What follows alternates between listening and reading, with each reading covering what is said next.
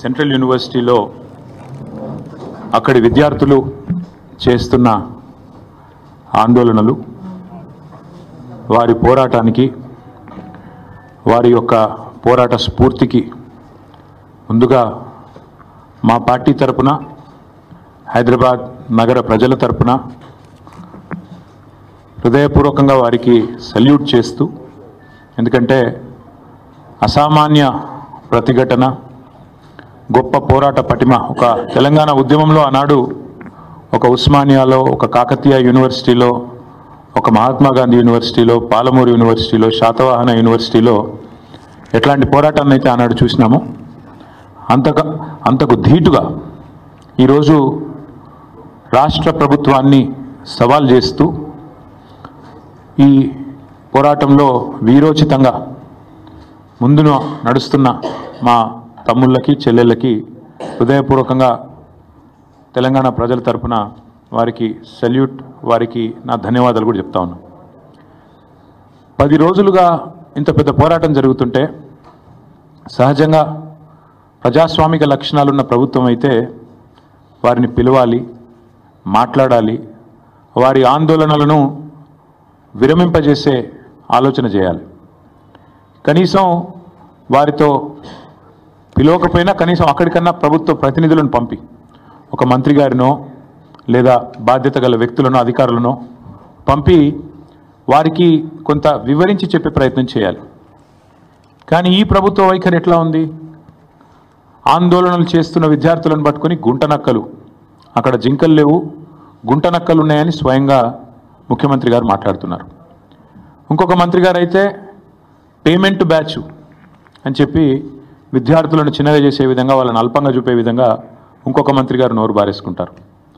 ఉప ముఖ్యమంత్రి గారు అక్కడ జంతువులే లేవు, అదంతా ఏఐ జనరేటెడ్, ఆర్టిఫిషియల్ ఇంటెలిజెన్స్ ద్వారా జనరేట్ అయిన ఇమేజెస్ అని తన కృత్రిమ మేధస్సును ఆయన బయట పెట్టుకున్నాడు. ఇది పరిస్థితి. మేము ప్రభుత్వానికి చెప్పేది ఏమంటే, ఇది దాయాదుల పోరు కాదు, ఆస్తి తగాదా అంతకంటే కాదు. భూమి నీదా నాదా అని కొట్టుకునేందుకు రేవంత్ రెడ్డి ఆ పిల్లలకు వేలు విడిచిన మేనమామనో, బాబాయో, తాతనో కాదు. రేవంత్ రెడ్డి ఈరోజు 4 కోట్ల మంది ప్రజలున్న ఈ రాష్ట్రానికి ముఖ్యమంత్రి. అంటే ఈ రాష్ట్రంలో 4 కోట్ల మంది కట్టే పన్నులతో జీతం తీసుకునే ఒక ప్రతినిధి. నిజంగా చెప్పాలంటే రూలింగ్ పార్టీ అని మా పెద్దలు కేసీఆర్ గారు ఎప్పుడు చెప్తుంటారు, రూలింగ్ పార్టీ కాదు సర్వింగ్ పార్టీ అని పిలవాలంటారు. ముఖ్యమంత్రి అనేవాడు ఈ రాష్ట్రానికి బాసో, ఈ రాష్ట్రానికి నియంతనో, చక్రవర్తో, రాజో కాదు. ఒక పెద్ద పాలేరులాగా, ఒక పబ్లిక్ సర్వెంట్ మాదిరిగా పనిచేయాల్సిన బాధ్యతలో ఉన్న వ్యక్తి.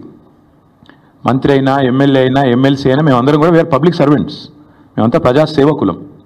ఈ విషయం మర్చిపోయి తనకు రాజ్యాంగబద్ధమైన పదవులు ఉన్నా అన్న విషయాన్ని పూర్తిగా ఇంగితం కోల్పోయి రేవంత్ రెడ్డి గారు చేస్తున్న దురుసు మాటలు, దురుసు వ్యాఖ్యలు ఏవైతున్నాయో వారి కొన్ని విషయాలు నేను గుర్తు చేస్తూ ఉన్నా. మనందరం కూడా public servants, we are all public servants including you.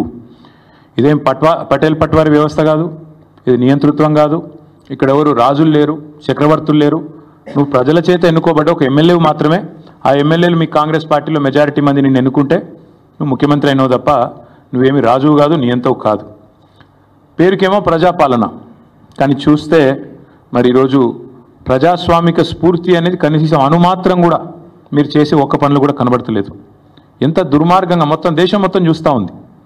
ప్రజాపాలన అనే అర్థానికి పాతర వేసి బుల్డోజర్లతో, జేసీబీలతో మేము పాలకులం, మీరంతా నా కాలు కింద చెప్పులాగా ఉండాలనే విధంగా మీరు బానిసలు అన్నట్టుగా, ఒక విచిత్రమైన మానసిక రోగంతో కదా బాధపడుతున్నట్టుగా రేవంత్ రెడ్డి గారి ప్రభుత్వ వ్యవహారం ఉంది. మాట్లాడితే గవర్నమెంట్ భూమి, అసలు గవర్నమెంట్ భూమి ఏంది? రోడ్లు, చెరువులు, గుట్టలు, రాళ్ళు, రప్పలు, నేను గవర్నమెంట్ కాబట్టి నేను ఇష్టం ఉన్నట్టు చేస్తా, నా భూమి.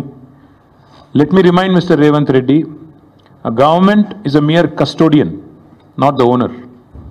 People are the owners, you are just a custodian. నువ్వు ధర్మకర్తవు మాత్రమే.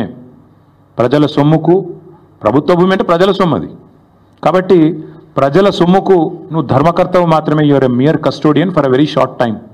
నేనేదో రాజును, ఇది నాది రాజ్యం అన్నట్టుగా బిహేవ్ చేస్తే వారికి గుర్తు చేస్తా ఉన్నా, అది యూనివర్సిటీ భూమి, గవర్నమెంట్ భూమి, పంచాయతీ పక్కకు పెడితే నువ్వు your mere trustee and custodian అంతే. ధర్మకర్తవు తాత్కాలికంగా ఉన్నవాడు. దాన్ని కాపాడాల్సింది పోయి ఇష్టం వచ్చినట్టు పని చేస్తాను, ఇష్టం వచ్చినట్టు వ్యవహారం చేస్తానంటే కుదరదు. రోజుకు 18 గంటలు పనిచేస్తానని చెప్పుకుంటాడు ముఖ్యమంత్రి గారు. కనీసం ఒక 10 నిమిషాలు మనిషిలాగా పనిచేయి. ఒక రియల్ ఎస్టేట్ బ్రోకర్ లాగా 18 గంటలు కాదు 20 గంటలు పనిచేయచ్చు. ఒక 10 నిమిషాలు 15 నిమిషాలు ఒక మనిషిలాగా, ఒక తండ్రిలాగా, ఒక తాతలాగా భవిష్యత్ తరాల మీద సోయితో పనిచేయని చెప్పి నేను ముఖ్యమంత్రికి చెప్తున్నా. నేను అడుగుతున్నా, నిన్న మా జగదీష్ రెడ్డి గారు కూడా అడిగినారు. ప్రభుత్వ భూమి అని చెప్తున్నారు పెద్దలు. ప్రభుత్వ భూమి అయితే దొంగల్లాగా ఎందుకు పోతున్నారు? అందరికీ దొంగల్లాగా ఎందుకు పోతున్నారు? ప్రభుత్వ భూమిలోకి అర్ధరాత్రి పోయి దొంగల్లాగా జేసీబీలు పెట్టి దొడ్డిదారిన పోయి పిల్లలు ఆందోళన చేస్తుంటే వారితో మాట్లాడకుండా దొడ్డిదారుని ఎందుకు ఈ ప్రయోగాలు చేస్తున్నారు? నెంబర్ 1. నెంబర్ 2, మీరే కదా కోర్టుకు చెప్పారు మార్చి 27-28 నాడు ఒక పబ్లిక్ ఇంట్రెస్ట్ లిటిగేషన్ ఒక ఎన్జిఓ వాటా ఫౌండేషన్ అని వారు ఫైల్ చేస్తే మీరే చెప్పారు కోర్టుకి 10 రోజులు సమయం ఇవ్వండి, మా జవాబు చెప్తాము, కోర్టులో మా కౌంటర్ ఫైల్ చేస్తాము అన్నారు.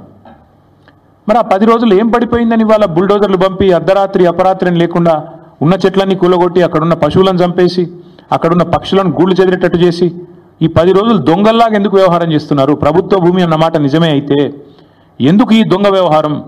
ఎందుకు పగటిపూట పోవట్లేదు? ఎందుకు అర్ధరాత్రి దాడి చేస్తున్నారు? కోర్టు సెలవులు చూసుకొని శనివారం, ఆదివారం, ఉగాది, రంజాన్ ఇవి చూసుకొని వందల వాహనాలు అక్కడ పంపి బుల్డోజ్ చేస్తారా? ఇదేనా ఒక ప్రజాస్వామ్యంలో ఒక నీతివంతమైన పరిపాలన అందించే వాళ్ళు, ప్రజాపాలన అని చెప్పుకునే వాళ్ళు చేయాల్సింది? దొంగదారిన పోవడమే కాకుండా పనికి మాలిన మాటలు మాట్లాడతారా? గుంట నక్కలు అని మాట్లాడతారు. ఎవరు గుంట నక్కలు? వాళ్ళ పిల్లలు చెప్తున్నారు, అవును మేము నక్కలమే కానీ నీలాగా పందికొక్కు కాదని చెప్తున్నారు.